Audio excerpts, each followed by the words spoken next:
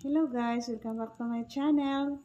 For today's video guys, ang i-share ko po sa inyo ngayon ay kung paano tayo ma-opera ng malaki sa Gloan sa GCash. So, sobrang dali lang guys. Ang gagawin lang po natin ay kapag halimbawa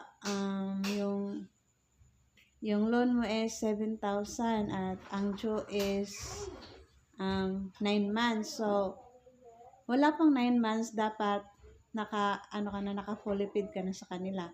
Dahil, napakalaki ng offer kahit, 7,000 pa lang, mag-o-offer sila ng, 50,000 pesos. So, napakalaki talaga guys. Basta malayo pa yung due date mo ay nakapag-fully paid ka na sa kanila at may cashback pa silang ibibigay sa'yo. So, yun lang guys kung paano tayo ma-opera ng malaki. At dapat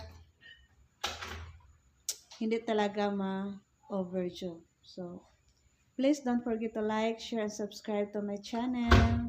Thank you.